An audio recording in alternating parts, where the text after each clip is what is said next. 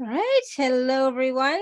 Welcome to the alaracanfieldshow, the Awakened Happiness Now Global Series. Thank you so much for being here with us today. I'm so glad that you are here. And if you are new to me, to my show, to my YouTube channel, if you're watching on the replay or live, please do subscribe, hit the bell so you can be notified of all the calls that we do. Normally Tuesday, Wednesday, and Thursday, we have live shows. And my goal, my desire, my intention for all these shows, this whole platform, is to awaken, happiness within you, absolutely, but is also to raise your vibration, raise the vibration of the planet, of humanity, and to give you support, resources, tools, techniques, processes, anything that can make your life a little bit better, easier, and also let you know that you are not alone, that you are supported, and that we are all going through this journey together. So again, thank you so much for being here. And today, my good friend, Dr.MoNique, is back with us, and we always have such a wonderful time. And today we are going to be talking about, what are we talking about? Hold on one second. I have it. Reclaiming our roots. We always talk about the ancestors and ancestresses. So today it's about reclaiming our roots. Partner with your ancestresses to heal ancestral wounds. That's what we're talking about today. And so some of what we're going to discuss is about the importance of reclaiming your ancestral roots and how this will lead to greater self-awareness, healing, and personal growth. We're going to learn how partnering with your well ancestresses can help you heal intergenerational wounds and claim your inherited gifts. And also how the 8 karmic stories impact your life and how ancestral story healing can help you heal from the past and find peace in the present. We're going to learn rituals that you can start to use to connect with your ancestresses today. So all of that, and of course more, we'll be taking live caller questions, of course, like we always do, and we always run out of time, so not everybody gets a chance to ask their question, but we always have so much fun with the questions because Dr.MoNique is so talented and she is like tapped in, and the information she provides is amazing. So for those of you who don't know Dr.MoNique, she is a spiritual teacher and mentor dedicated to helping healers bring their ancestral wisdom and skills to the present day. She is the founder of the Ancestresses Legacy Warrior Practitioner Program and creator of Ancestral Story Healing, which is a unique system designed to help healers discover their unique ancestress medicine, release ancestral wounds, and fulfill their soul's purpose. All that and more. She's just amazing. So please join me in welcoming Dr.MoNique back to the show. We always love having you. Always, always, always. We never have enough time with you. So I'm so glad you're here with us. Thank you so much. Thank you for inviting me again. I always love being on your show. I just love you. I love the people who, come and they listen, and just the stories that we receive from the ancestors. So this is great. Thank you. And also for those of you, if you do have a question for Dr.MoNique, you can raise your hand or you can type your question in the chat. Like I said, there's always some people who don't get a chance to ask a question. So just know that, again, it always happens every time. So you definitely want to raise your hand early rather than later, and put your question in the chat earlier because, we do have a cutoff. We have a hard stop today. So just warning you all ahead of time. So, Dr.MoNique, we always have so much fun talking with you, and we always learn so much. And it's always so interesting when you're talking about the ancestresses and the importance of, talking with the ancestors, making that connection with your ancestors, etc. So let's start off today's topic, of course, with today's show, talking about the importance of reclaiming our ancestral roots and how that can lead us to greater self-awareness, healing, and personal growth, and also help us move forward in our path. Yes, yes. Well, we have rich history in our roots. And oftentimes we hear people focus on the wounds and the trauma and the curses and the family patterns. We hear all of these negative things, but the reality is we have more well ancestors than we do ancestors that need healing. And every year, the ancestors sort of share with me what the theme is, what I'll be working with, what I'll be sharing over the years. So last year was Ancestresses Rising, and about the ancestresses rising up to help us, to support us on our journey and to support us with fulfilling our purpose, and that they were coming, they were here, they were ready to help us. And then this year, they're really more talking about that connection and the importance of having connection with your ancestral lineage, having connections with the medicine that was passed down through generations to support you with whatever you're wanting to do with your life in terms of your life purpose. And so it's really important that we reclaim all of that, that we reclaim all of those beautiful things about our lineage and really utilize it to fulfill our purpose. And what I noticed is over the years, and now it's really coming through even more, is when we connect with the ancestresses, they will open the door to all the other ancestors that need to come in and work with us. They will also help us heal those ancestors that need healing. So we have the ancestors that need the healing that we need to work with, and that is extremely important. But it's a whole lot easier when we're partnering with our well ancestors and ancestresses to do that work. And when we partner with them, it makes it so much easier to do the healing with the others. So these well ancestresses are the ones that are ascended. They're the ones that have overcome their stuff, right? They've overcome the traumas and the disappointments and some of the things that may have happened in their lived lives. And now they're ready to help us.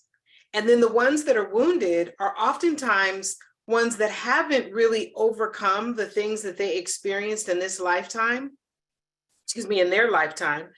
And they can also be ones that are sort of kind of going back and forth between, earthly realm and the spirit realm, not sure where they belong. And by us working with these healthy ancestresses, what we're doing is helping them really transition fully into their spiritual space. And then we're helping them to ascend. And the reason why we want to do that is they too carry wisdom and messages and medicine that we really want to be able to tap into. But while they're still embedded in their wounds, it's very difficult for us to work with them and for them to come forward. The other thing that happens is when we have these ancestors and ancestresses that are still embedded in their wounds, that are still dealing with the trauma of their life experiences, oftentimes they want to protect us. And in their protection of us, it prevents us from actually doing the things that we want to do. And that's another reason why we want to work with them to heal and release some of the things that they experienced, because we don't need their protection. And we want to build a relationship with them in a way to let them know that they can go ahead and heal and do what they need to do and work with the well ancestors to ascend and no longer, work with us, preventing us from doing some of the things that we want to do. Now, I'm not saying that they completely block us. What I'm saying is that they can get in the way of some of the opportunities that could potentially flow to us because they're wanting to protect us. So for example, if we have an ancestress that was a healer and maybe they were shunned or abandoned, or maybe they went through an experience where they were killed, then what happens is when we're wanting to express our gifts in the world as healers, guess what? They're wanting to protect us, right? And it doesn't mean that we can't do our work, but what it does mean is it doesn't have the intensity and the power that it could have if they weren't blocking that and trying to protect us. So that's why reclaiming our roots, reclaiming our rich history, reclaiming these beautiful stories, reclaiming this medicine that has been passed down is so important for us and for our lineage.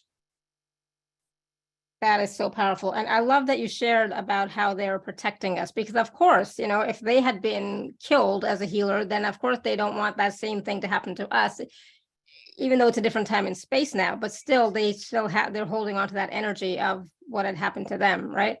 Yeah. Totally makes sense. And even if we think about it in terms of relationships, if they had a number of failed relationships, guess what?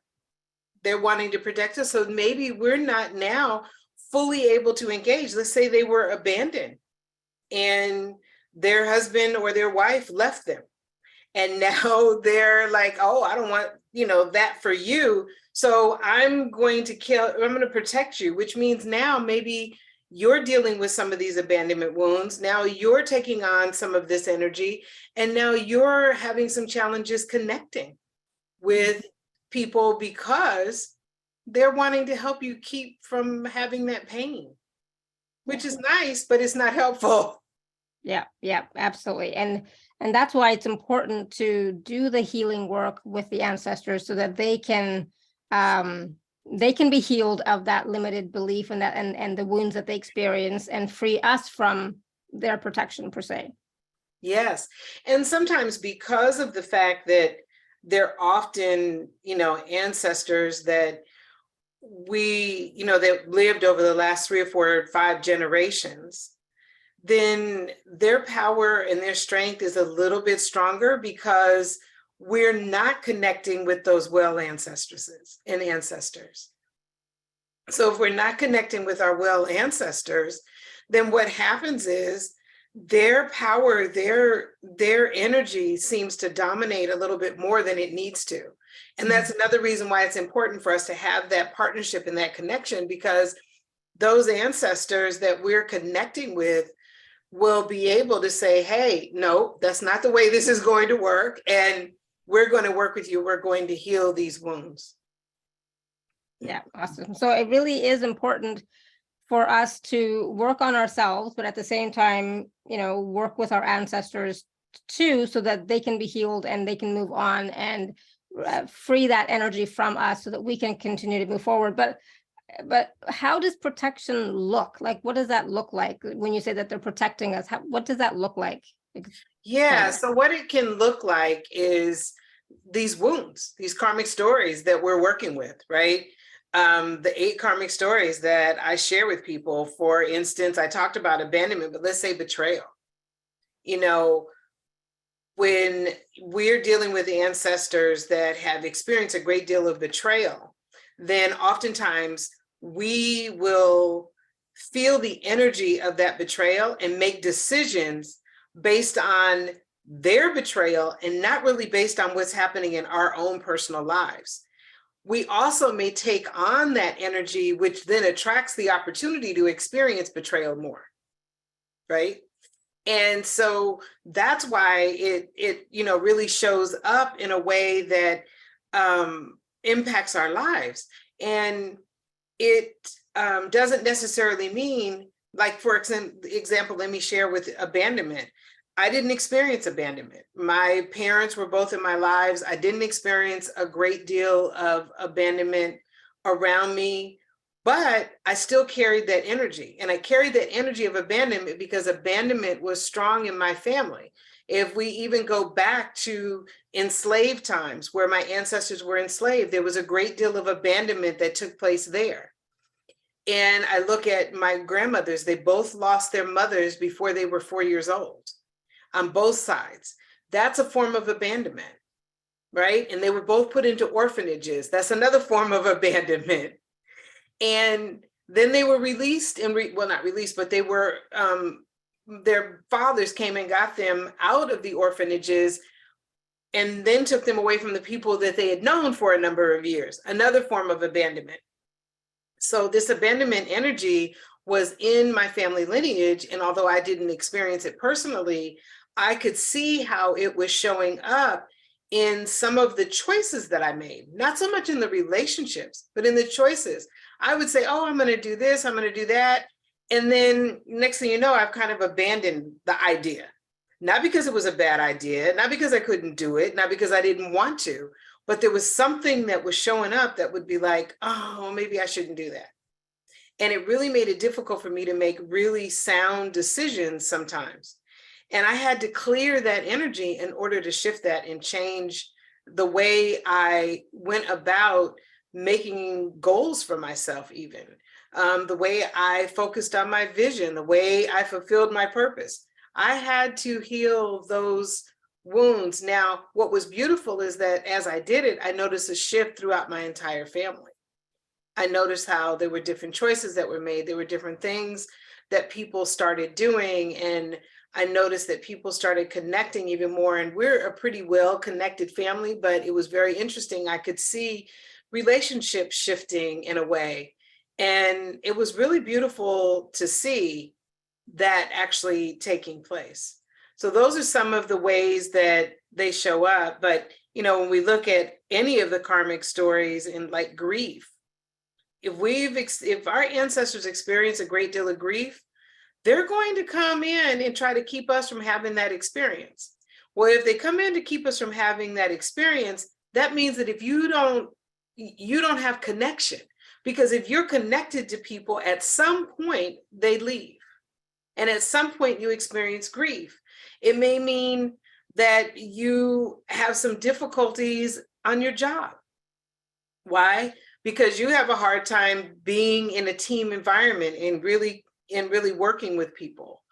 And so grief by experiences of our ancestors now become a part of our experience, even if we haven't experienced significant losses in our life. Right?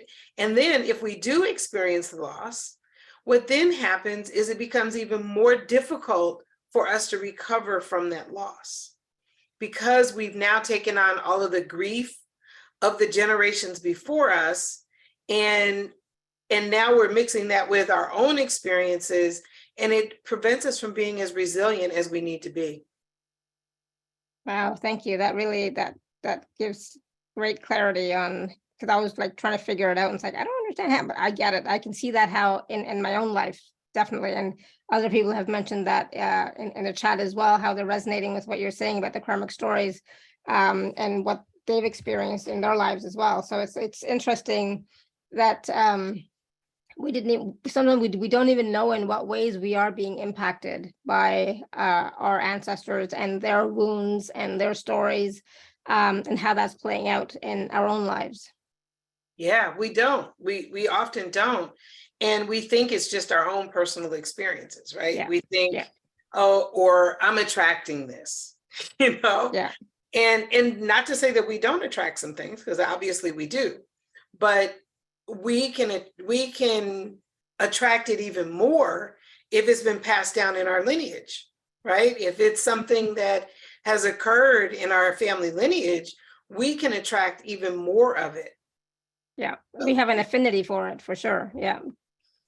Yeah, got it. Because it's in our DNA, you know, as well, right? So we're definitely vibing with that, if you want to use, you know, woo terms, but we definitely have that vibe, even though we may not see it, but you know, everything else around us is reflecting that. Right. Interesting.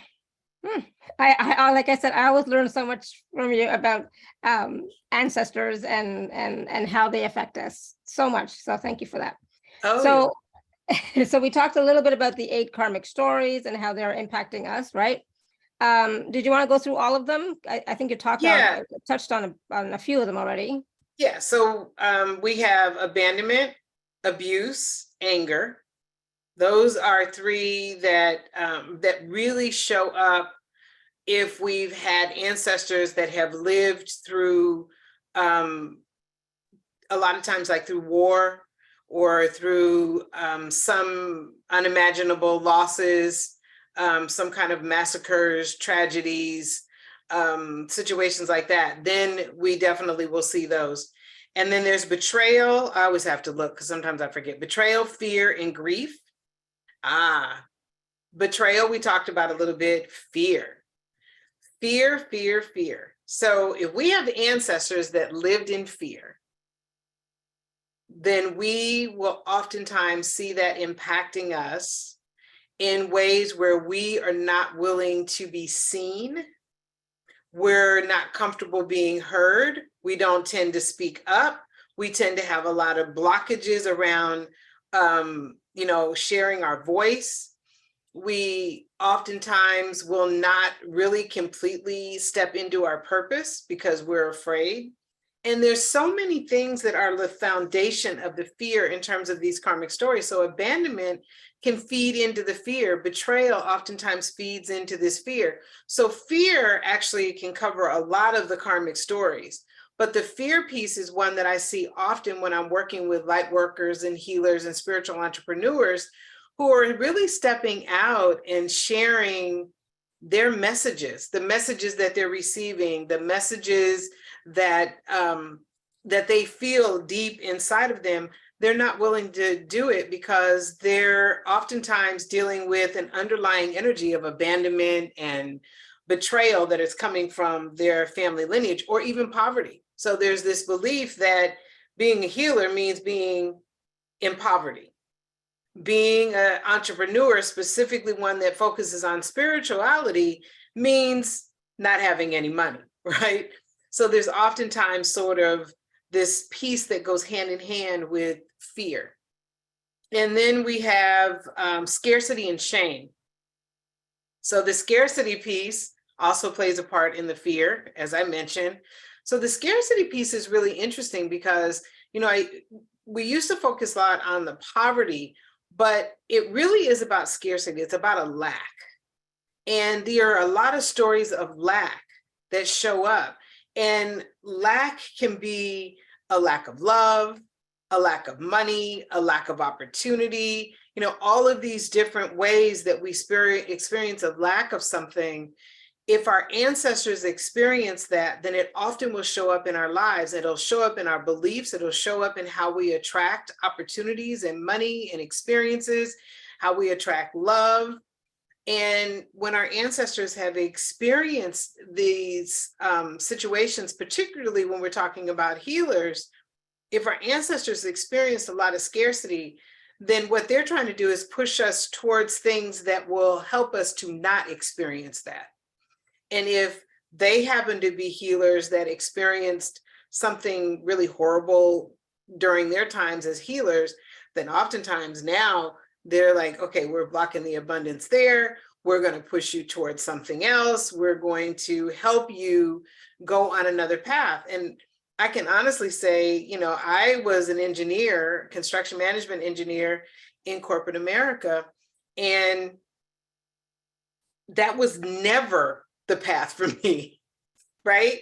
But because I was good at math and science, I just didn't quite know what I wanted to do. And let's face it, this work that we're doing today, you didn't find that in a college catalog, you know, and you weren't encouraged to go out and do this the way we're doing it now. I'm so happy that younger people can maybe take a different path. And so I decided to, you know, become an engineer and got all kinds of encouragement and reinforcement. And of course, the ancestors were, you know, all behind it. It's, you know, it's a definite path to prosperity in some forms or another. But it wasn't my place. It wasn't where I was supposed to be. And so I had to make a plan to leave. And I worked with the ancestors that wanted to see me really fulfill my purpose, those well ancestors, you know, really connecting with them. And it, you know, I wasn't as connected with them as I am now. So it took a little bit, but I discovered, you know, years later that I was dealing with these ancestors that had experienced a great deal of poverty, who wanted to make sure I didn't. And so sometimes we have to really look at what were the experiences of our family members so we understand why we may be not experiencing the kind of flow of abundance that we want into our lives. And so then shame is one that I really added in later. I mean, there were actually 12. And then I noticed that a lot of them, after working with people, you know, pretty much all over the world, which, by the way, it doesn't matter where people live in the world, they still experience these, right? So it's not unique to any particular group of people. But what I discovered with shame is many people were saying to me, I just feel a lot of shame. Well, our ancestors may have experienced shame. They may have experienced it because they didn't have something, or they weren't able to do something, or shame was just a form of control or discipline in some cases. For some, it was a part of their religious experience.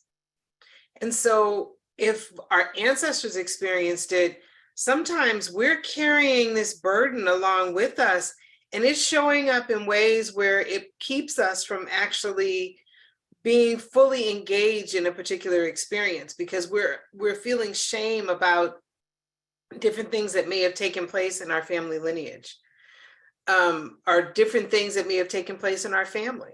You know, I have a lot of people that will share with me about maybe a parent who had alcohol problems, you know, or addiction of some sort, and the shame that they carry with them and how that impacts them.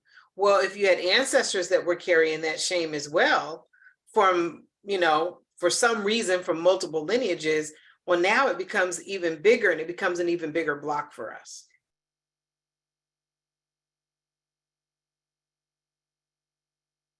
Thank you. Oh my goodness. Thank you for sharing all of that. I just feel like there are so many pieces that some of us have experienced more things than others. You know, I know for myself, I've definitely experienced shame in the past for different reasons.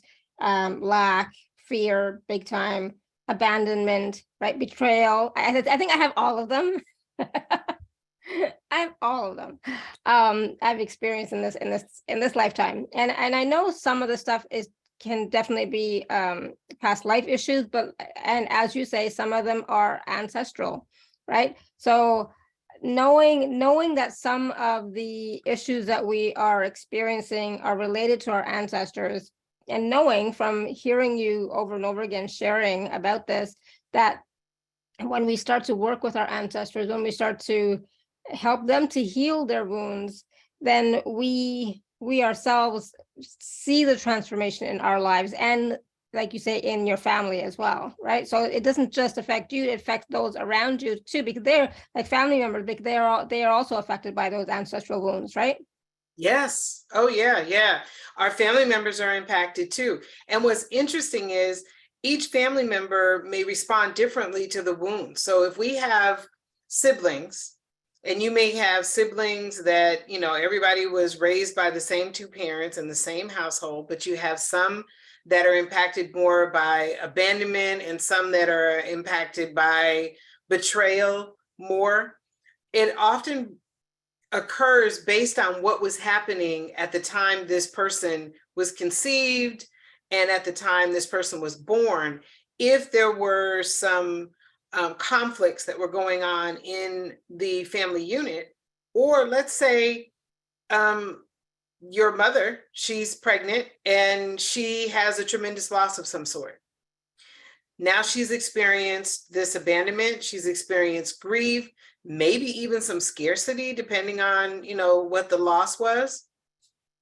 Maybe it was a loss of home or a loss of job. Any of those things can show up, and now they become a stronger presence in your life because of the situation that was going on at the time that you were becoming human. Yeah, definitely. Wow.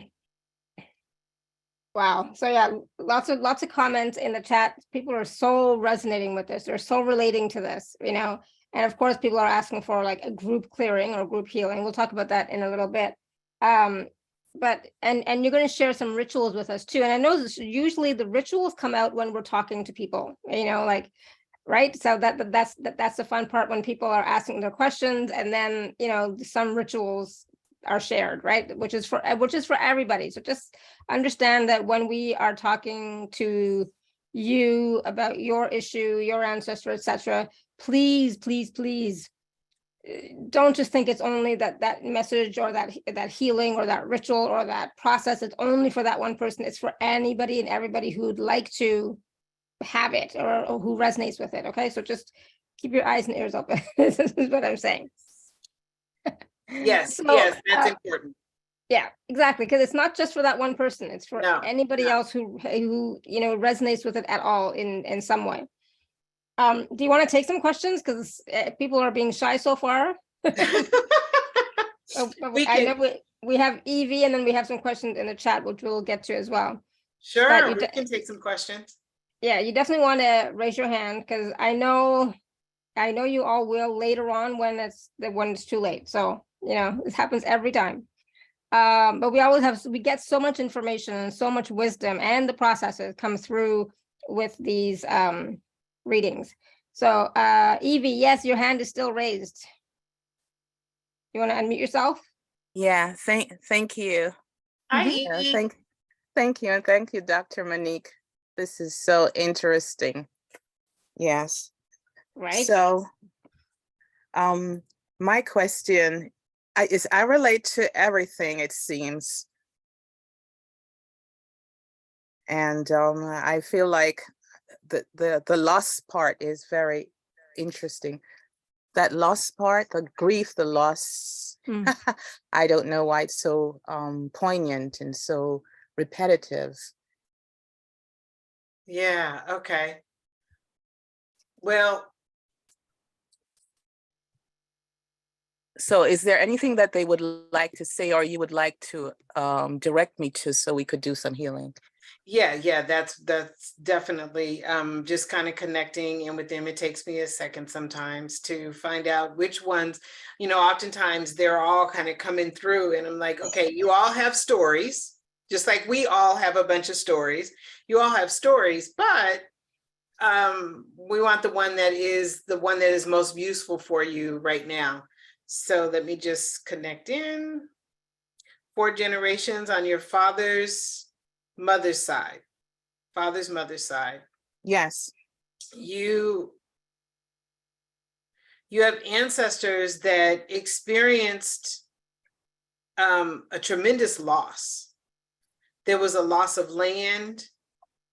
There was something like they were on their land, and someone kind of came and took the land somehow. And so there was a large amount of loss that created a lot of grief and a lot of sorrow and some scarcity.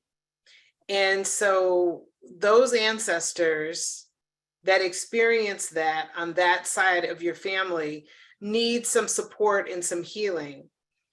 One of the things that you can do is do a ritual where you do something outside on the land, where you do a blessing to the land, even though it may not have anything to do with where these ancestors lived. What would be helpful for you is to go outside and do a ritual with the earth. And that may look like bringing, planting something. It could be, you go and you plant something. We're getting closer to, the time of year where you can plant some flowers or something. You can plant something, plant a plant. That would be one way. Another way would be just going and actually sitting outside on the ground and doing a meditation and thanking the earth and the ancestors, and asking the ancestors to forgive those that removed their land from them or stole their land from them. And asking for those who took the land to now be blessed as well. And I know that's sometimes difficult because they created some harm, but you really want to forgive them and ask them, and ask that they be blessed as well. So that would be another way that you could do this work. So you can do either one, or you can do both, but that would be a real way to do some healing with your ancestors that experience that. And by the way, they're really saying that being outside is really important for you. It's important for your own healing. It's important for you spiritually. And I don't know if you do any kind of healing work or not, but there's something around the earth and healing that you may want to explore a little bit. Okay. Yeah. So that's their messages for you today. Okay, thank you so much. I'll try to explore the healing. I know I feel like I have that in me to do, but I'm trying to figure out which way to bring it forth. Yeah, I mean, connect with them. That's what we're talking about today. This importance of connecting with them, because you have a medicine in your a unique magical medicine in your family lineage that has been passed down from generation to generation to generation. And sometimes it gets to a particular generation and it may become a little stagnant, or it may get blocked a little bit because that generation didn't embrace it or didn't learn it, or for some reason rejected it. But it doesn't mean that it doesn't exist. It just means that it got kind of blocked up in that particular area of the family lineage. But there is a medicine there, and that's why it's so important to have this connection with our ancestors, because we can discover what that is, and they can help us discover what is the healing that we're supposed to be doing, what is the type of healing, or there may even be one that they're creating for you. And what I'm kind of getting is that for you, it's something that they're actually creating. It's something that they're actually kind of building up for you. But as you see different types of healing modalities that are of interest to you, you definitely want to explore them, because that'll help you open more to receiving what it is that they want to share with you about the medicine in your lineage. Okay. All right. Yeah. And that, that's a part of what we do when I'm working with my clients, is help them really understand what that medicine is, and connecting with the right ancestresses that can help you really unlock that medicine in your lineage. Okay, that's interesting. Knowing that you can see who it is that's wanting to present that gift. Absolutely. Yes. Yeah. I'd love that the ancestors talk to me. Yes, I do too.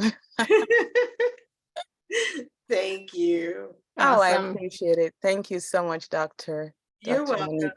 And thank you so much, Alara, for taking my call. Oh, absolutely. Thank you, Evie. And I just want to add really quickly too, like if you already have some healing modalities under your belt, just start playing around with it for yourself or with friends, or like if you don't want to, do the whole business part yet, just start using it, because as you start using it for yourself, doing it for yourself and others a little bit, more will develop. Nobody knows at the beginning what it's going to be, and it changes, right? So it's be willing to just start somewhere and then say, like, this is not forever. This is like, we're just starting and we're going to play with it and we're going to see what happens. Okay. Yeah, it's a good idea, but people around might think it's so woo-woo that they don't even think they just want to like run away because they don't want to deal with it. So sometimes that could suppress it a little bit. And that's what I've seen around. So just do it for yourself for now. Do it for yourself and the planet. Right. Okay. Yeah. I got you. You don't have to like. When you see something in the news or on TV, or you see someone suffering, or you hear about a loss, or if you're on social media and somebody says, pray for my family, those are great opportunities for you to share, and just do it from where you are. Just offer it. Yeah, nobody has to know. It doesn't mean that you have to be sharing it publicly, that, oh, I'm doing this for you. No, nobody has to know. Oh, but okay. it's for you to get more familiar and comfortable with the energies and how they work and how you interact and engage with them. And truthfully, I would say that the majority of us have had a time where we were a little uncomfortable about how the people around us would react. And Yep. and I'll share a short story. I had I really about 25 years ago, when I started discovering the law of attraction and learning more about it, I'm sharing with people and they're giving me the side eye and looking at me, and even some of the family members are like, what's wrong with her, and all of these things, and couldn't get them to even want to listen to it. The secret comes out, and suddenly they're all buying me the book. Like it's something they've heard nothing about. Like I've never talked about it. And suddenly now it's okay. Yes. So I know about that part. I ended up with probably a dozen books on The Secret that I did not purchase. I love that. That's funny. And I like that story too. And the thing is, like, sometimes I'll say something and somebody else says the exact same thing, but they listen to that person and it's like, I said the same exact thing. What do you, hello? I'm like, all right. So sometimes they just don't hear us. It's okay. Yeah.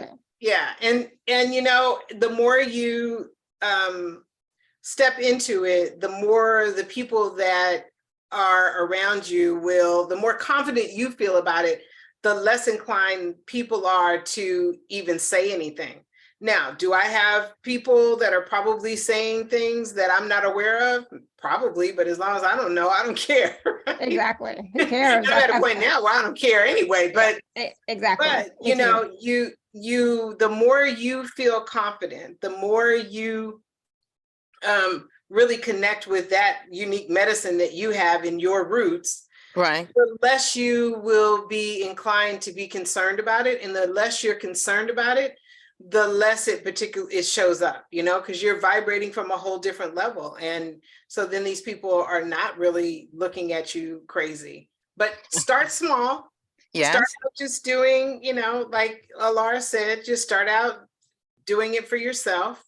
I really love what you said, Alara, about whatever modality that you've already learned, do it. I think that's really important. That may not be the one that you end up doing, right? I mean, I became a Reiki master and I don't think I ever held an appointment. Oh. Yeah, I don't think I've ever, okay, maybe one or two in the past, but it's like, it's true. And things change, right? And your own energy and your own flavor gets added to it, you know, so it's never the same, but you just have to start somewhere with something, Yes. anything.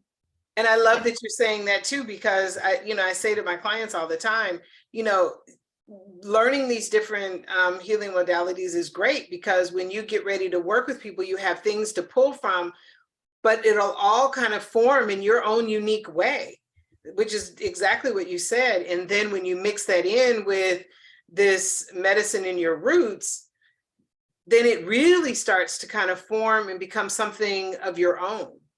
And so if you're wanting to open up to these, you know, your healing work, one of the best ways to do it is to start to learn from different people and learn different, just to know what really resonates with you. And I didn't hold any Reiki appointments, but there were times when different things came up where I used it. I also studied pranic healing. I love pranic healing, but I don't really do pranic healing sessions. But there are times when I need to do healings with my clients who are dealing with some deep stuff, and I'll use it. And I connect with my ancestresses and I ask them what would be the best way to work with this particular client who is having these challenges. And sometimes they'll say, okay, do this healing, use this, use that. And that's what I'll do. So get started where you are. I will, definitely. Thank you so very much. Thank you both. Awesome. Thank you, Evie. You're welcome. All right, we're going to go to Laura. Laura, you want to unmute yourself? Yes, thank you so much. Wow, this is really, really impactful information for me particularly. And thank you so much for doing this. I love your show and love everything that you're saying. I feel very connected to my ancestors, but I feel like I'm in a bit of a loop with my mother and my mother's mother. And I had it kind of confirmed in a reading. And I've been married for 30 years. We met each other, felt very destined, totally attracted, and something in me just pulled back, and I'm playing. It's like I've been living their marriage of, he's really into me, very dedicated, and I am dedicated to him too, but I have this intimate sexual, I guess you would, like, attraction, ambivalence. That's so painful. And we're still working on it. We're still here working on it.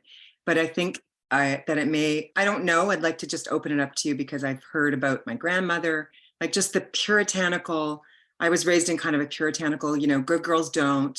It's just like that whole thing. And I was very squelched and I missed things in my youth and I just had no kind of guidance with it. And I feel like I've really sat on my own freedom sexually, and with my ascension and everything, I'm so confused. Okay. Just so you know that clarity is getting ready to come for you. That is the first thing that they said. There's clarity that is coming for you, and to be open to that this year. Be very open to the clarity and really understanding. There is a great deal of sexual abuse that took place on your grandmother, in your grandmother's lineage? My mother's mother, or? Yes, yes. Okay. Great deal of it. For about 6 or 7 generations, there was definitely a great deal of sexual abuse. And that sexual abuse led to these hard, fast rules about intimacy, right? It has to be this way. Good girls don't do this. You can't do that. And it just got passed down from generation to generation. And a lot of it is built in shame. So it's based and has an underlying energy of shame and scarcity, right? If you do this, then you won't have people love you. You'll be lacking love. And so that's another karmic story that is impacted by that. And then there was the fear that kind of came around in there, this whole fear story around the fear of experiencing these things if intimacy does take place, because of the fact that all of this abuse took place. So those are some of the karmic stories that we would work on healing that would help you open to this clarity. But let me connect with someone in your lineage that might be able to start with, start you on this journey. So let me just connect. So this is an aunt on your mother's side. And she was one that did not experience abuse, but she's very clear that it did happen in the family lineage. She's not giving me the actual generation that she's in, but she said she's multiple generations back. She has always somewhat walked with you and has seen you as the person in the family lineage that can change all of this. Yep. She's saying you are the one that ends all of this. And by the way, she's saying thank you so much for coming and being open to receiving these messages. Her name,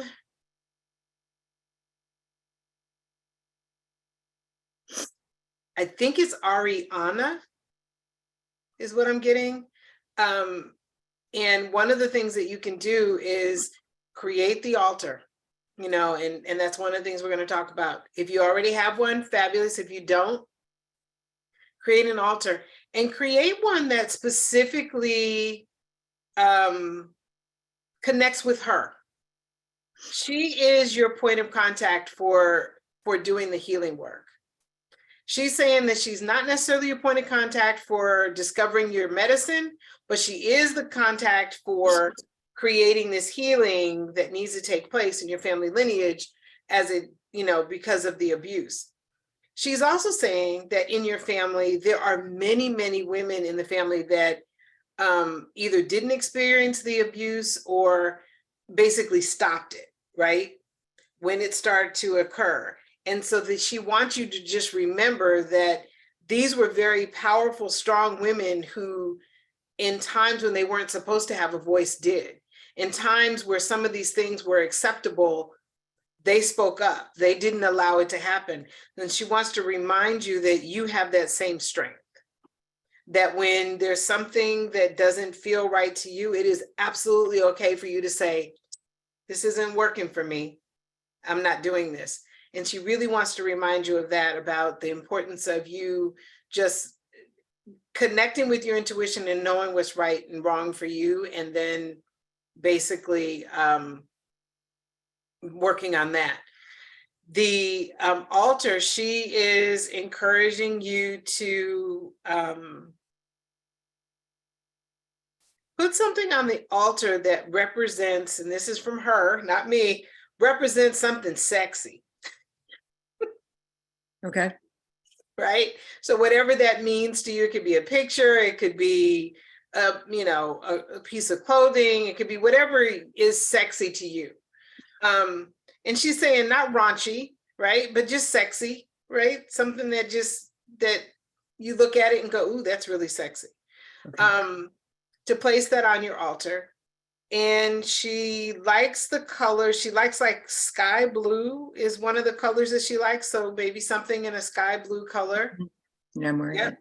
Okay, good. So place something like that on your altar. Maybe even when you get ready to meditate and connect with her, wear sky blue. Because It's my favorite color. Yeah, okay. Well, then use that color with her. And that is a form of connection for the two of you. She's saying even go outside and look up at the sky, right? And talk to her. Okay. And she'll come and she will help you. So she wants to help you and support you in your relationship and in this year of clarity. So she is really going to work with you in this year of clarity. And so do some of those things with her, and just go outside and connect with her. Okay. Okay? Yes. Thank you so much. You're welcome. Oof. That was awesome. It can feel a little bit heavy, but I just, she's being very clear that despite all of the stuff that did happen, there are also these really powerful women in your lineage, and you really want to connect and tap into them. And by connecting with her, you'll begin to open to this connection with them. Okay. Thank you very much. That's very powerful. Good. Awesome. Thank you, Laura. Thank you. All right, we're going to go to Sarah. Sarah, you want to unmute yourself? Hello, thank you. Hi. Hi, Sarah. So I just had a bit of a feeling, revelation. And by the way, today is the anniversary of my father's death, the Ortsite, as we say, so my candle is lit. I just had a bit of a revelation that in my leaving behind these communities that are no longer appropriate for me to be part of, because yeah, I'm a little too woo-woo for them, though they will talk all day about their spirituality, that I'm seeking new community and finding it here and there. Just made a great connection with Joy Baker, who I know has been on your show, Laura. We've been talking a lot. And feel like some of these ancestors, I feel them kind of knocking on my back, like it's a door, asking if they can come in and be part of my community and help me and clear me so that I can go on and do my best light work in the world. I would just love to see what you see. I'm from a Jewish lineage, not that all my ancestors are, but see what you see. Thank you so much for helping. Yeah, you're so I can heal and do good work in the world. Well, it's when you started talking about the knocking, it was, I mean, I could almost see that before you even mentioned it, that there's like, they want to come in, they want to help you, right? And it isn't the ones that need to be healed that are knocking on the door. It's the ones that are saying the reason why you are being pushed out of these communities is because these communities won't really provide you with the opportunity to open up to this medicine in your lineage the way that you could if you were around people who were more open and accepting of your work. And you have several like powerful healers on both sides of your family. And there's something about candles. So you said that you had a candle for your father. Yes. One of the ways to welcome your ancestors, they liked candles. So there's something about candles in your family lineage that are really powerful. And these ancestors, and a number of them are men. It's like the women are there and the women are saying, yes, yes, yes. And here we're introducing you to these men in the family lineage that can help you with your healing and the work that you're doing and creating community for you. They're also even saying that you might be creating some of your own community in a sense, right? Gathering people together that you feel connected with. start small, they said, and then let it grow into whatever it needs to grow into. Maybe it starts with you just reaching out and connecting with people one-on-one. Do it that way. But anyway, back to the candles. So they're saying that the candles are there. 4 candles. And the 4 candles represent each of your lineage lines. So your grandparents on both sides of your family. And light the candles and welcome the ancestors on both sides of your family that can help you create a space that is welcoming and open so that you can actually do the work that they are wanting you to do. And you can make up your own prayer, you can say it in an affirmation, you can just submit it as a request, write a letter to your ancestors telling them what you need and that you are looking for community. The other thing that they're sharing is by doing the 4 candles, you may even find that there are pieces or people from the previous, environment that you were in that are also opening up to you, right?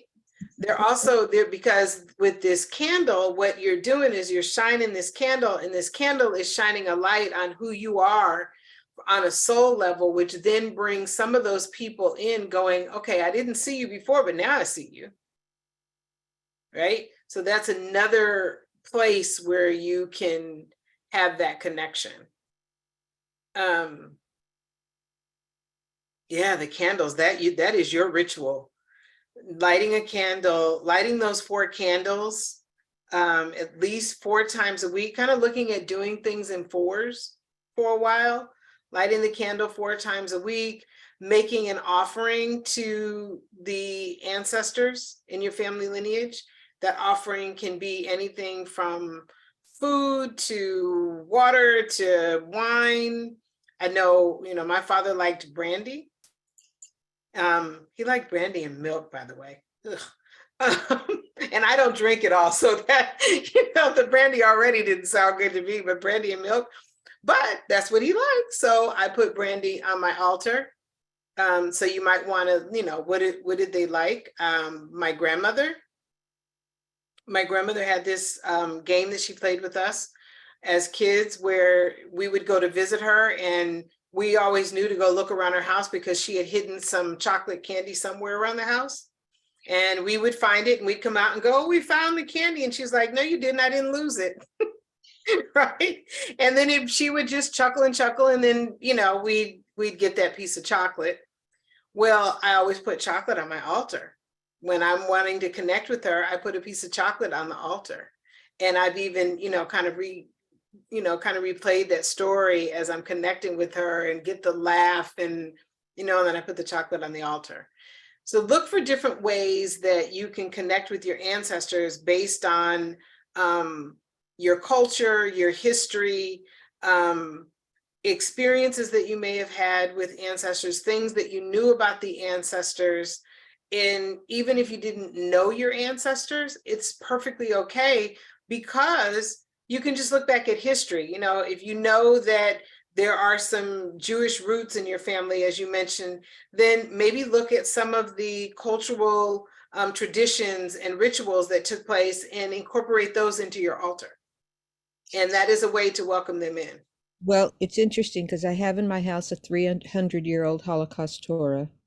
Wow. 2,000-year-old Maccabee coins, that's the Hanukkah story. 4,000-year-old pottery that I did in archaeology in Israel.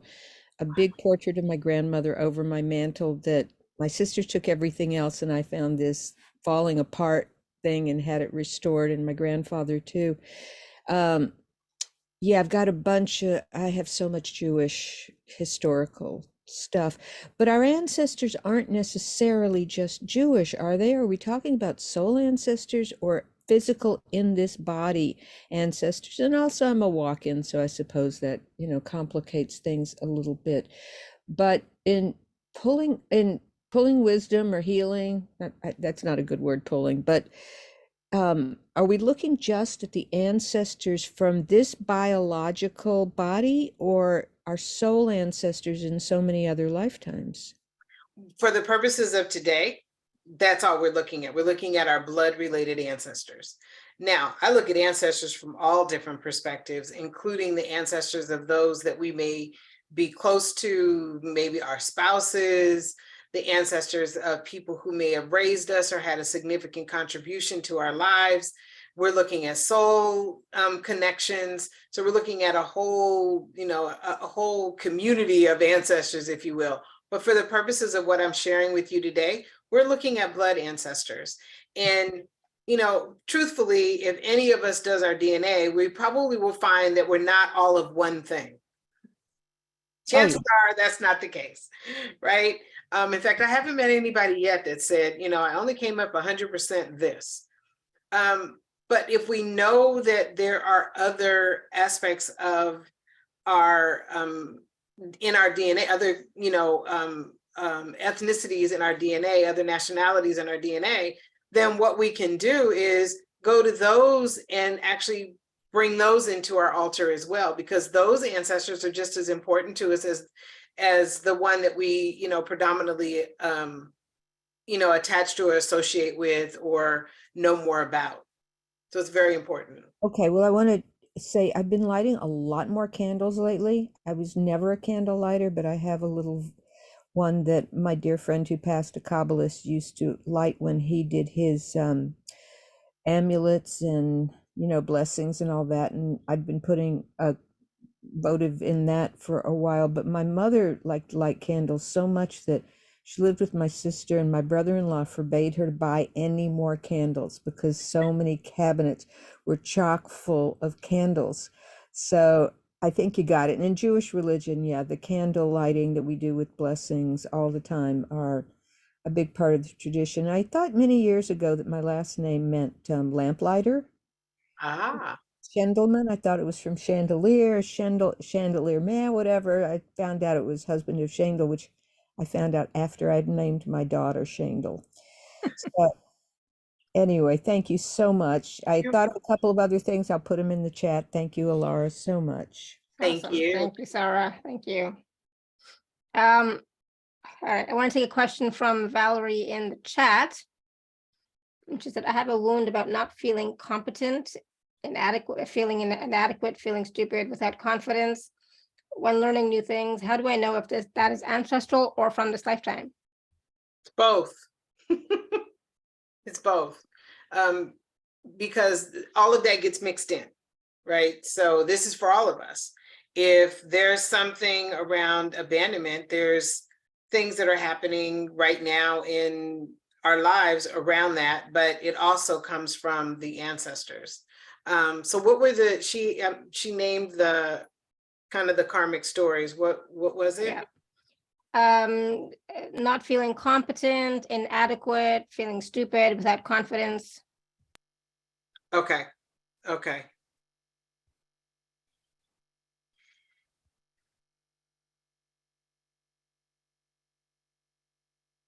So there is some of that in your family lineage. There's a particular ancestor that was mocked a lot. And that ancestor basically had some special, I believe that we all have these special gifts. They just show up in different ways, right? And this particular ancestor was one that wasn't considered normal. And in some, back at the time this ancestor was around, would be considered deformed or with special needs or something, but was also a very, very light person, shared a lot of light. People would come around this person and just heal, and they would just heal. And what's interesting is you have a lot of that ancestor in you. That ancestor is one that wants to have a connection with you and wants to support you with having the confidence to shine your light in the world.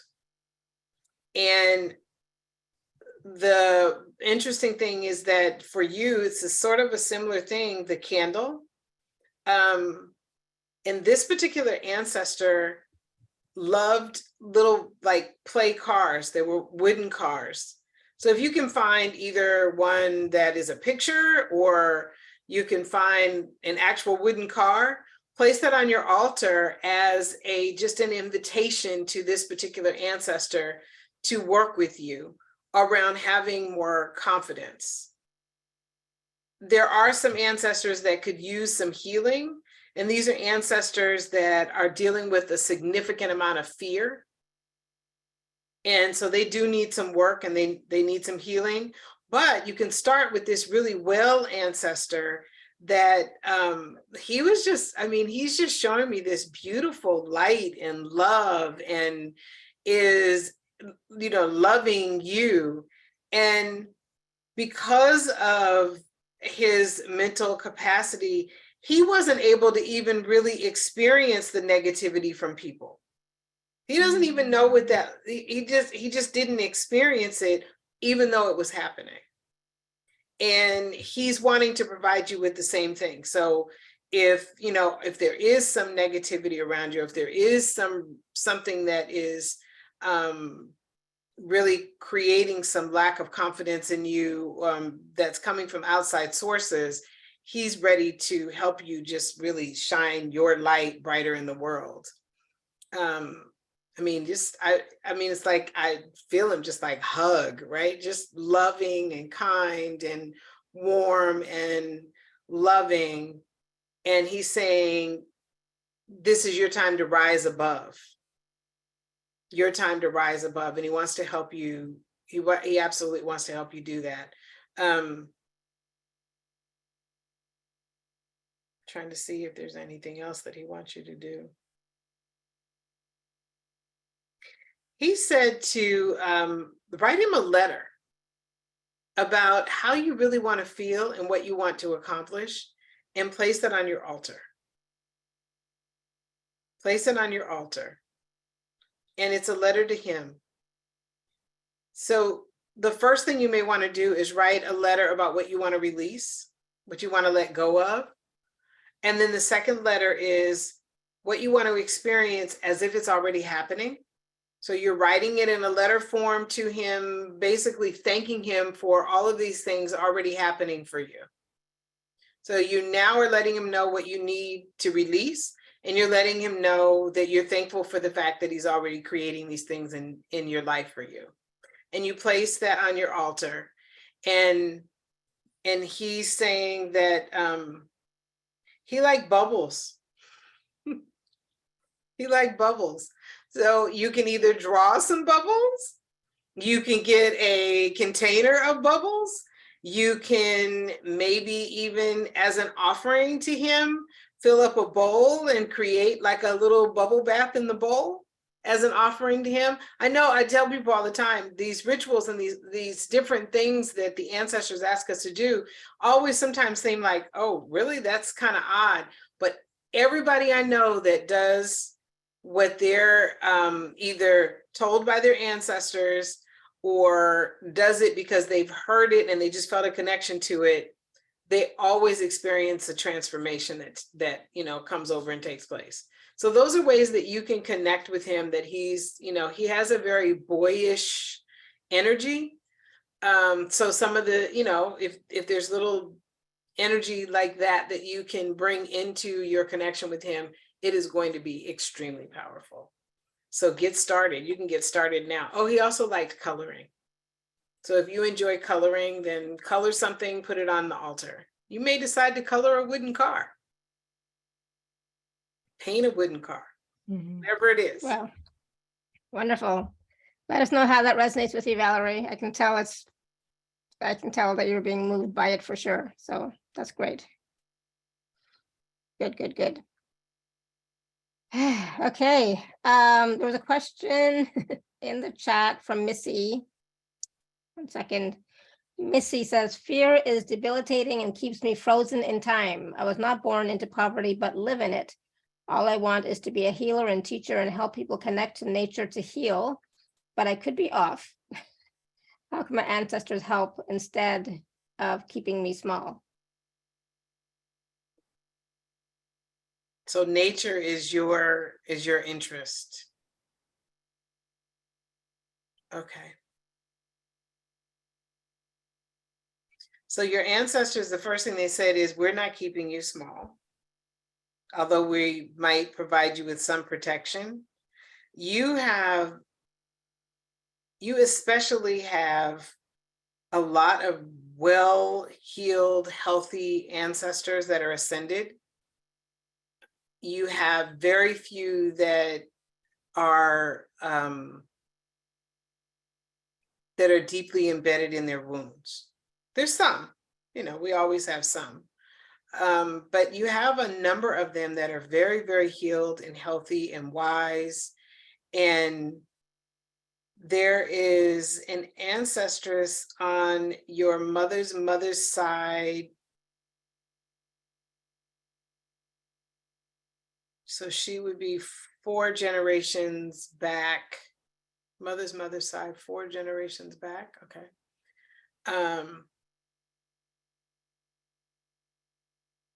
She's like dancing. She's dancing outside. She said, go dance outside. Take your music, go outside, dance, and let the energy of the ancestors rain upon you. That they are coming, they are rising, they are ready to help you. Your real connection is now really leaning more towards the ancestress side of your family, those grandmothers and aunties and sisters, the mothers, they all are ready to connect with you, and they want to connect with you through dance. And through dance, you will begin to release some of the limitations that have been placed upon you by your experiences, by the people around you. And there's something with dance. So I don't know, are you a dancer? I mean, do you dance? Do you like to dance? Something's going on there. But yeah, there definitely is, there's definitely something there for you to definitely, really open up and dance. And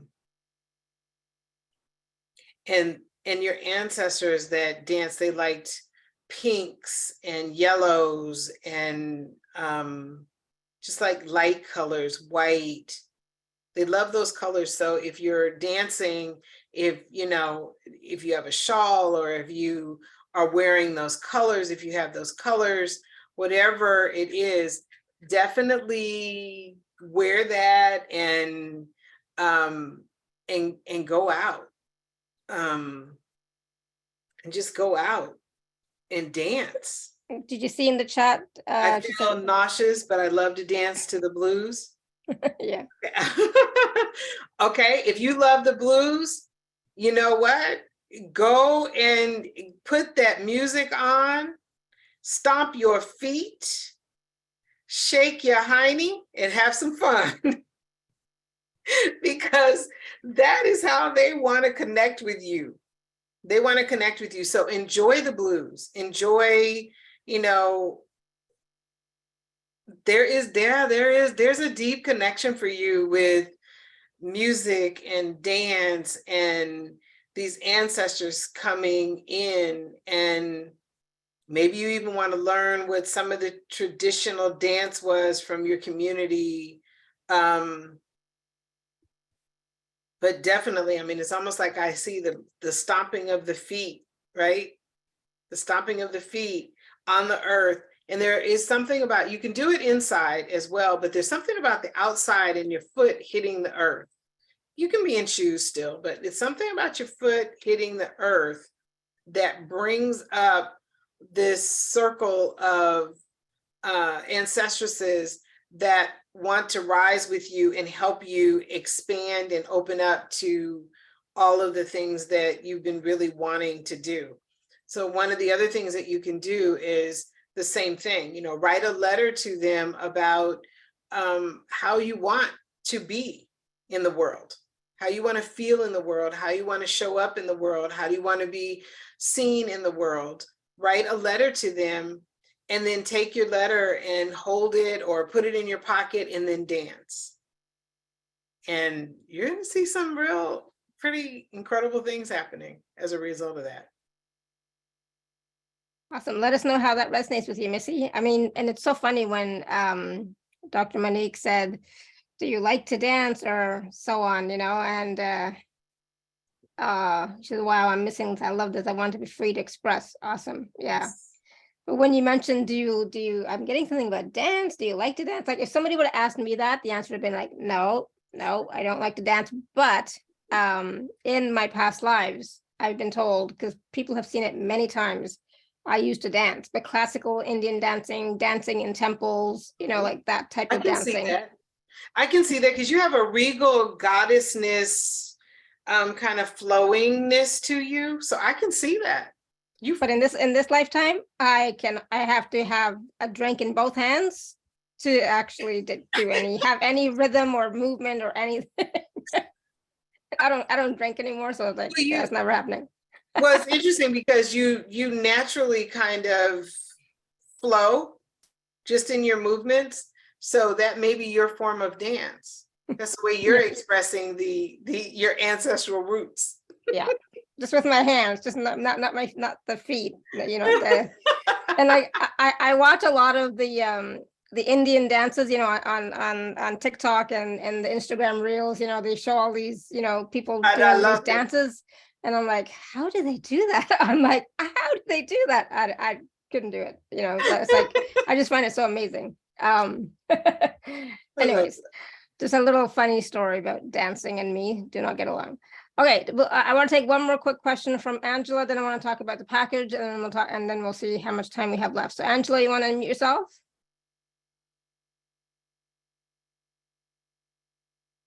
I have not been to a ball, and I live in Vienna. Hi. Hi, Angela. Hi, Angela. My question is, what's going on? It's like we have fallen into a mix of. Yeah. So she's probably going to go in and out. Her connection's not that great. So Angela, I might share from what you had sent me in case you get cut out. Yeah, maybe I will. Yeah, so there's a lot of conflicts going on in her life right now. Conflict, fights around finances. Her mother died recently, so there's a lot of fighting between the family. Yeah. Right? Is that what you wanted to say? Because yeah, you're back. Yeah, I'm back. And for some reason, I feel like the ancestors keep driving me to a certain direction. I'm trying to push for a DNA test for my brother. That has increased the conflict. And I just want to get away from it all. So I don't know what's going on. What's going on? Okay.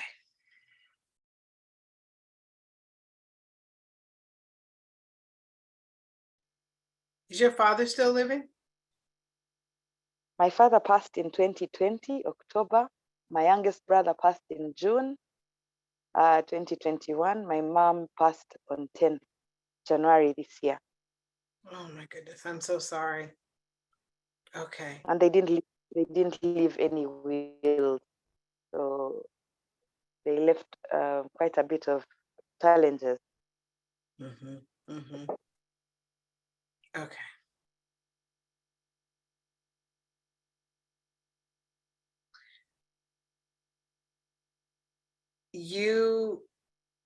They're taking me back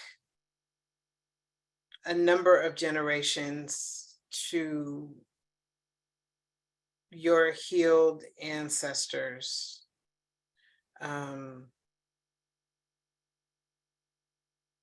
8 generations, both sides of the family. There were some mighty, powerful, completely incredible, talented spiritual women, men too, but women. And they want to come and create peace in your family.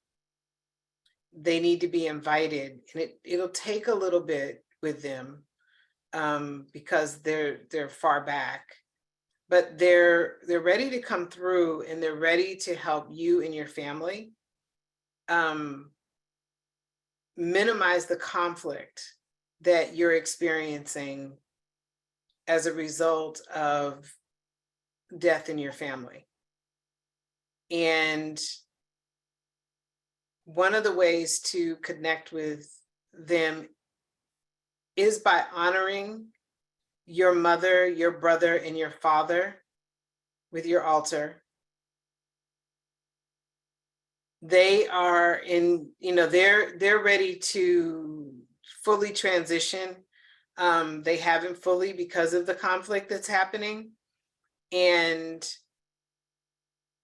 they're really wanting to be on the other side, right? They're really wanting to ascend. They're really wanting to help, but the conflict will keep them somewhat in a space where they're not able to fully ascend.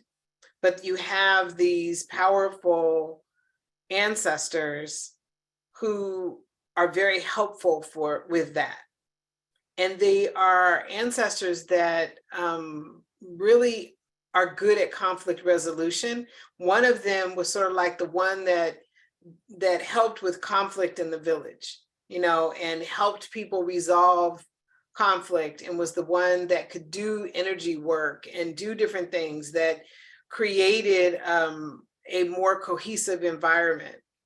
And that one is a male ancestor on your mother's father's side. And he's saying that you can bring him in to help. And he had like a walking stick that he used. I would encourage you to just even go and get like a small branch of a tree and place it on your altar as a sign of the walking stick, and ask him to walk into your lives and help to heal and create peace and help you guys resolve this in a way that is beneficial to all, that is healing to everyone in your family. He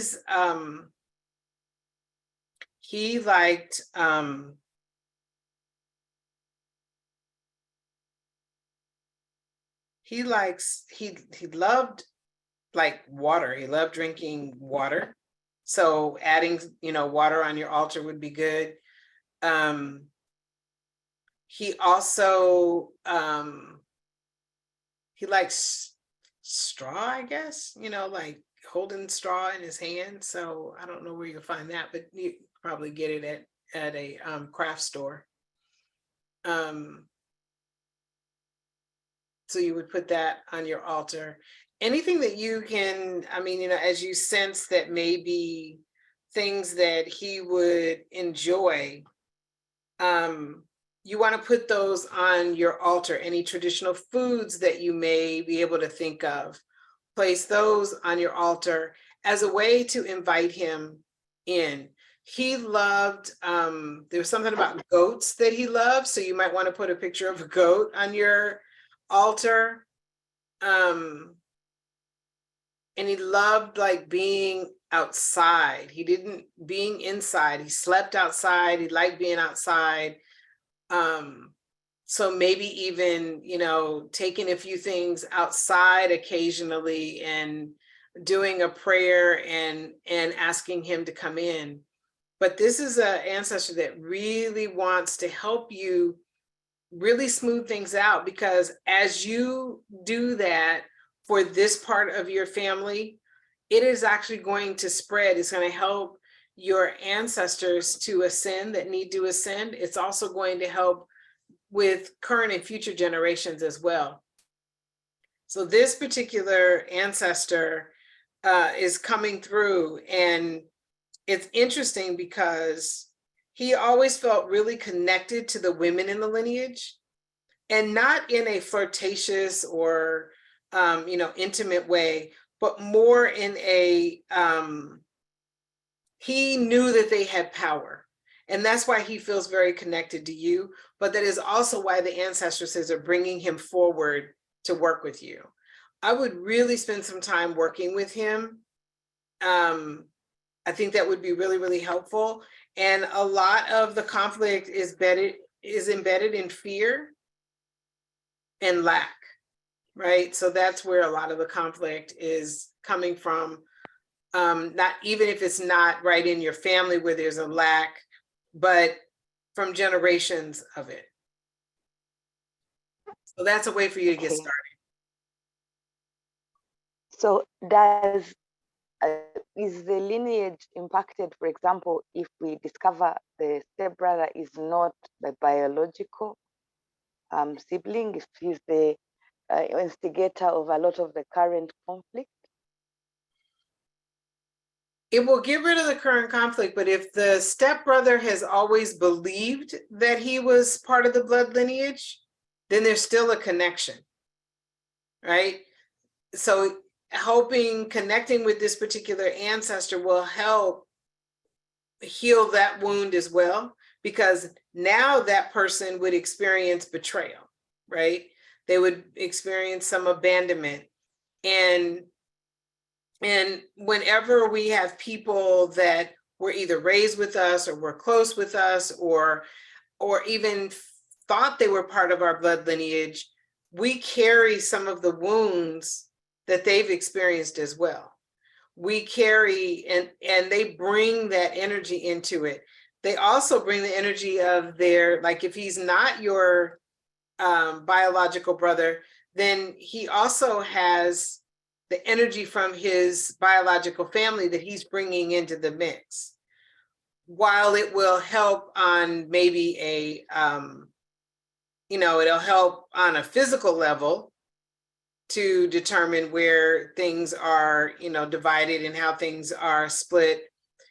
On an energetic level, connecting with this particular ancestor is going to be more of a healing for everyone.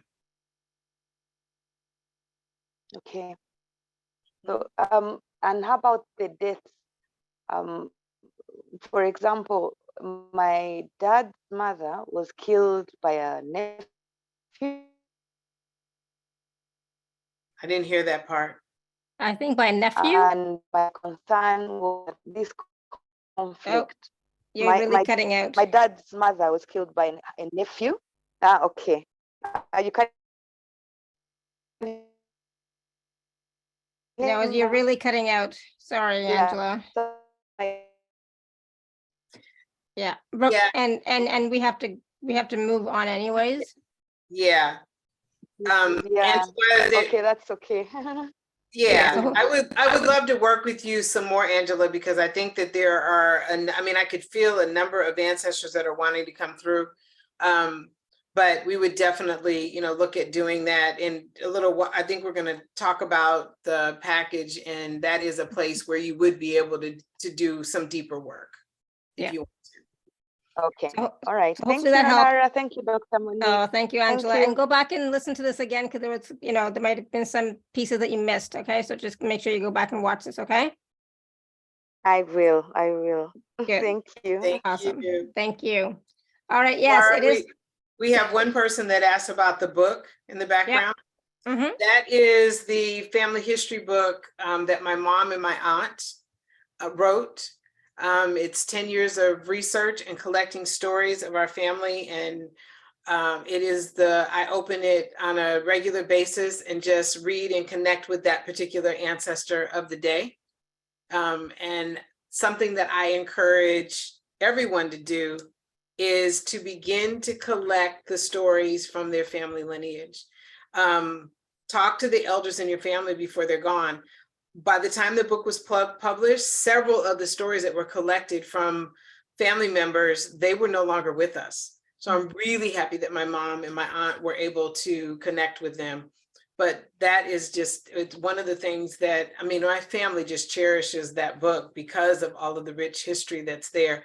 But definitely talk to your elders, get their stories, find out about their lives, find out about their parents and grandparents.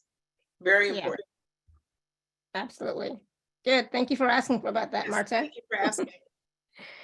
All right, I'm going to share my screen. We're going to talk about the packages that Dr.MoNique has for us today. Let's see. This one, yes. Oops, whatever. All right, so Dr.MoNique's package, there are two packages, package A and package B. So package A is the ancestor story, healing, ritual, and medicine. So Dr.MoNique, I want to let you share. It's a 4-week journey. It is, yes, it is go a ahead. 4-week journey. And I'm really excited. I put this together and connecting with the ancestors and just what I've been hearing from people about their fear and these poverty, scarcity wounds.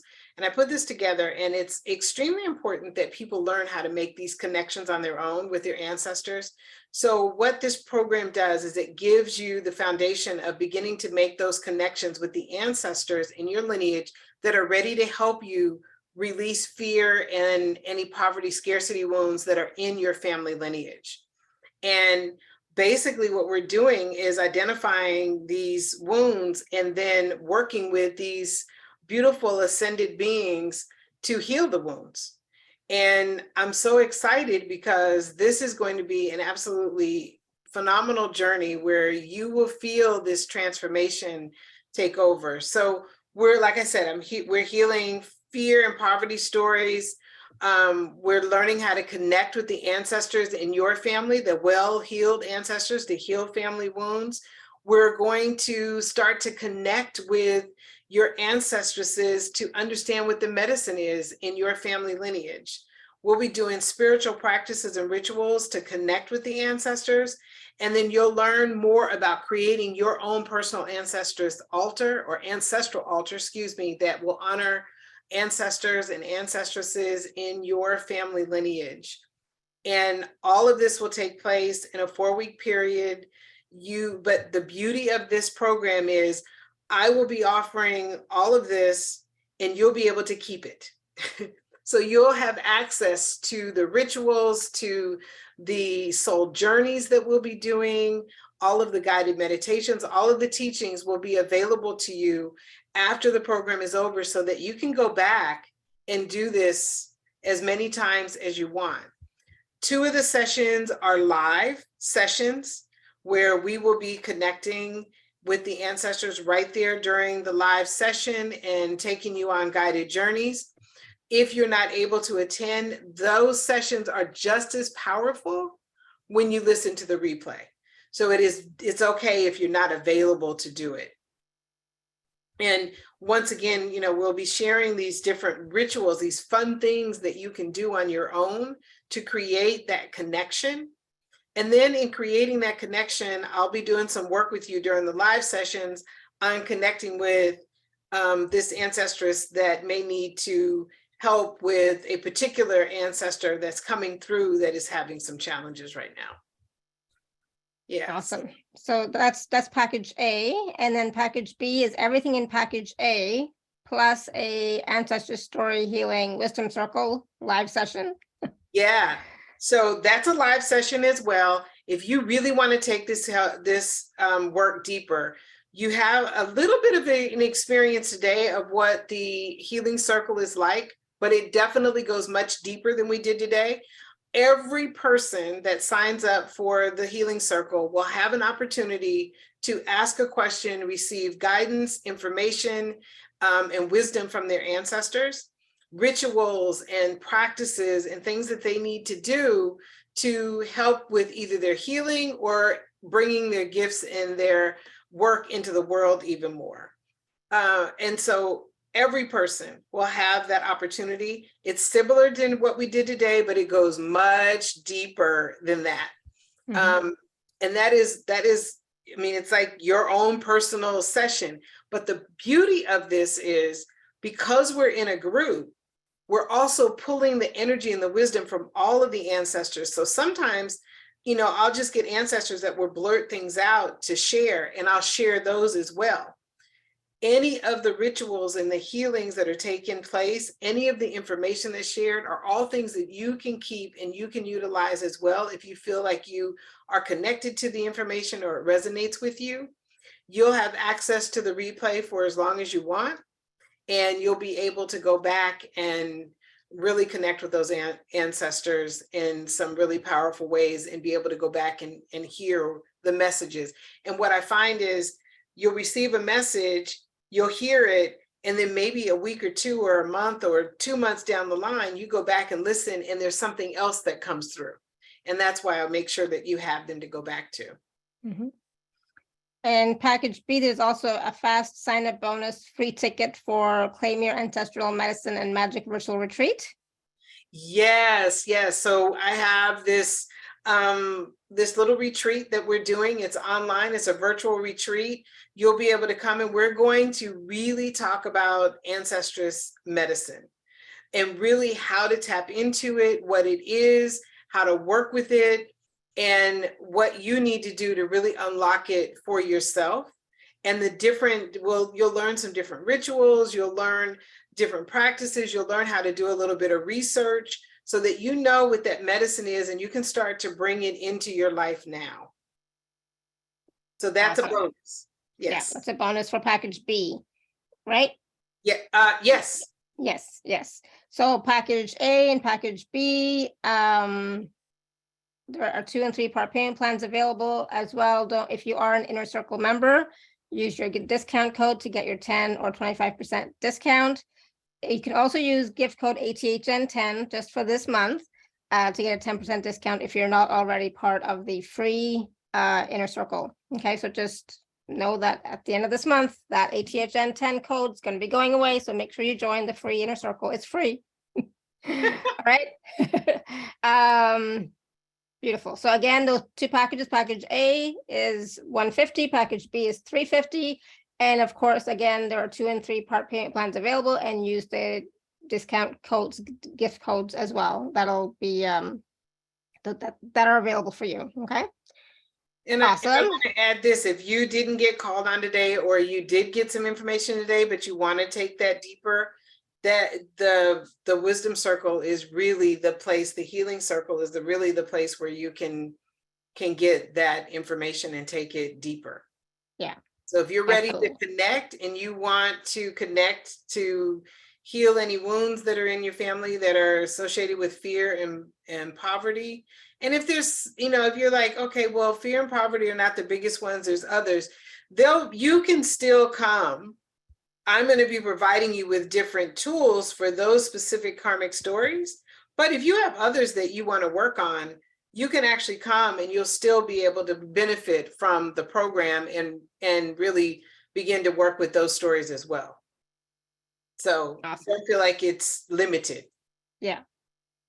There's always so much that happens in the calls and in the group, and just with all the with all the work that's involved in the program, there's always a way to work on your specific issue as well. And I always add different bonuses, and you never know when I might just say, pop over here and ask a question. Exactly.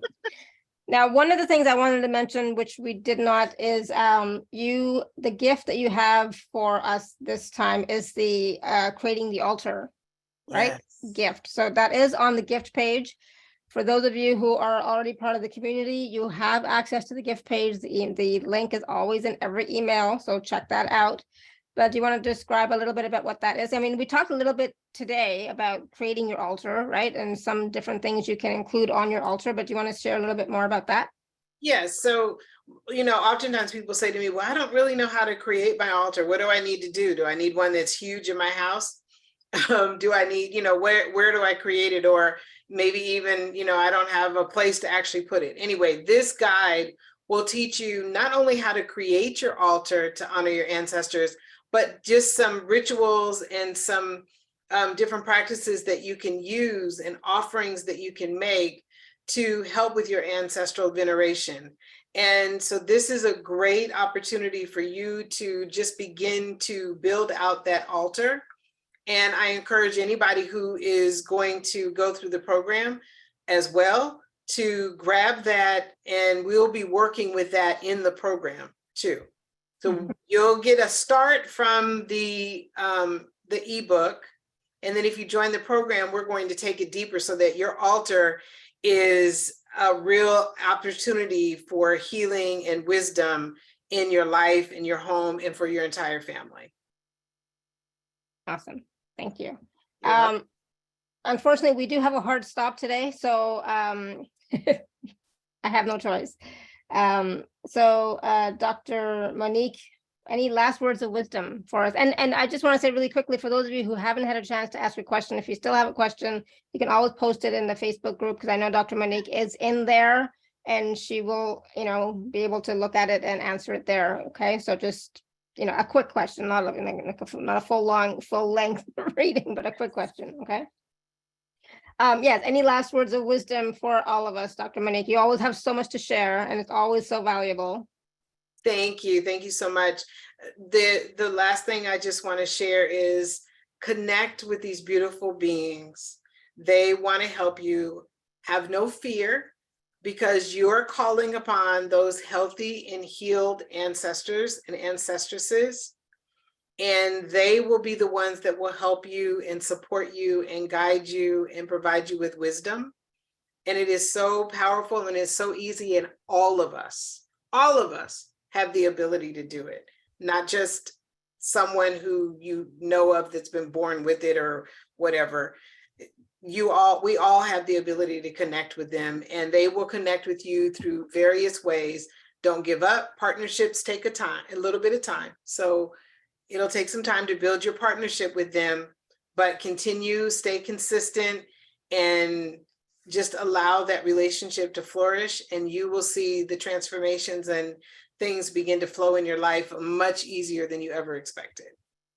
Beautiful. Absolutely. And that's the thing, stick with it. Marta's asking for your website, Dr. MoNique. I was like, I have no idea what what it is. I'll pop it in here, but it's very easy. It's drmonique.com.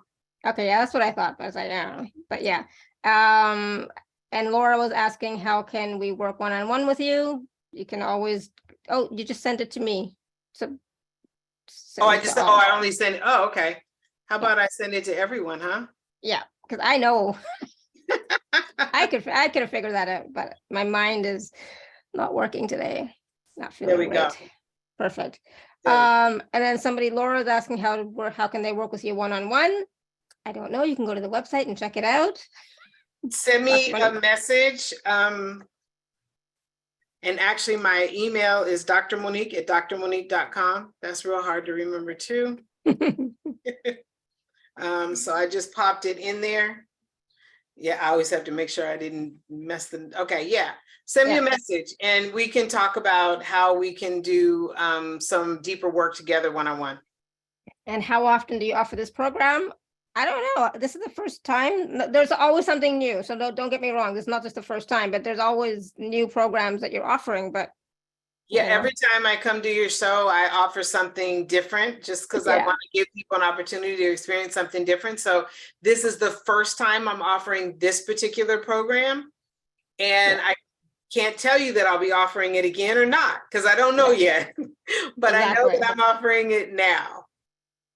Yeah, there's always something new, and there's always different programs that Dr. MoNique is offering for sure. And next time she will be on, it'll probably be something else, in next season or whatever.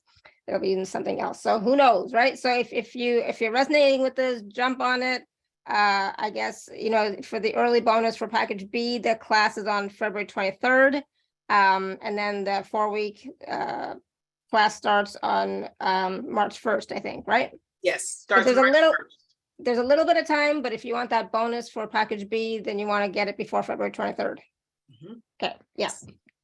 And once you sign up and you'll have all of the information, you register for either one of them.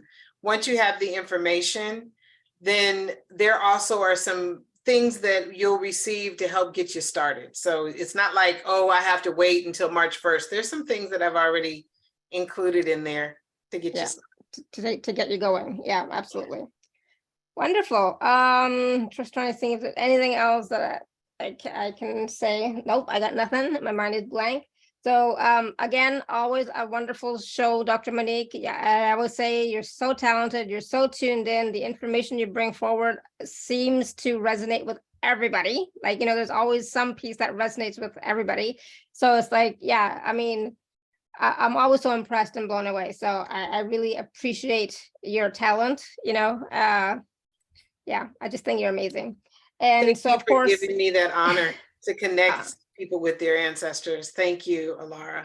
I think it's so valuable, and it's such a valuable service that you offer. It's something I do not offer, so I'm just saying, you know, but this is such a valuable service that you offer. So thank you for that. Thank you for the work that you're doing.